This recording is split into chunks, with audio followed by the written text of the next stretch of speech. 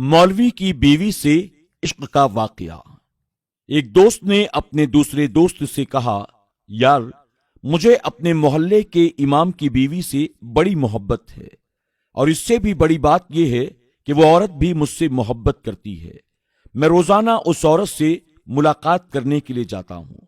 बस तुम मेरा एक छोटा सा काम कर दो। जब तुम नमाज जोहर पढ़ने के लिए जाओ तो नमाज के बाद मस्जिद के इमाम साहब को लेकर कुछ देर के लिए बैठ जाना। कोई मसला पूछ लेना ताकि वो इमाम साहब तुम्हारे साथ मसरूफ हो सकें और मैं इत्मीनान से इमाम साहब की बीवी के साथ मुलाकात कर सकूं। उसके दोस्त ने कहा, ठीक है, कोई मसला नहीं। मैं रोजाना नमाज जोहर के बाद इमाम साहब को किसी न किसी बहाने बिठा कर रखूंगा ताकि तुम आराम से उनकी बीवी के साथ मुलाकात कर सको। अब रोजाना उसका दोस्त नमाज जोहर के बाद मस्जिद के इमाम के पास जाकर बैठ जाता और इमाम साहब से इधर उधर के मसले पूछता रहता ताकि वो किसी न किसी तरह इमाम साहब को उलझा कर रखे और उधर उसका दोस्त इमाम साहब की बीवी के साथ मुलाकात कर सके। कई दिन ऐसे ही बीत गए।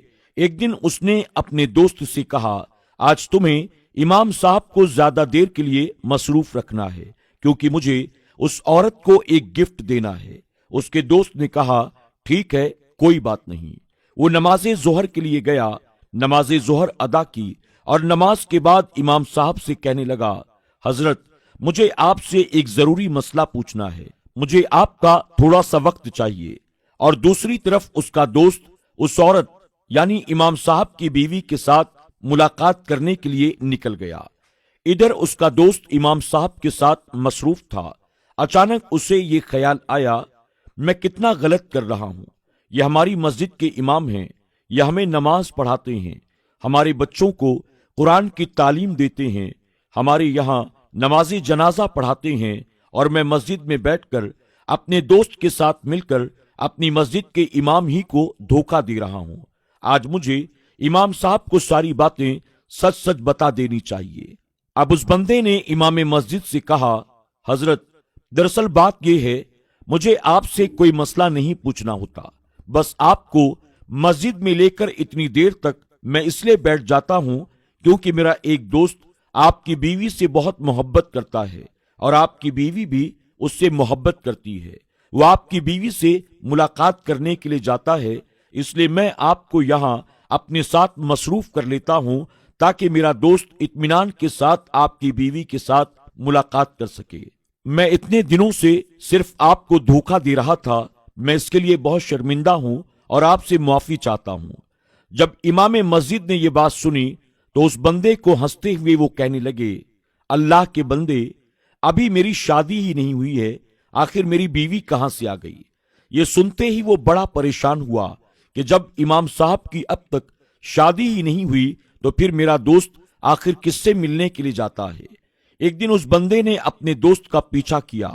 उसका पीछा करते करते वो गली में आ गया कि मैं देखूं तो सही आखिर मेरा ये दोस्त जाता कहां है।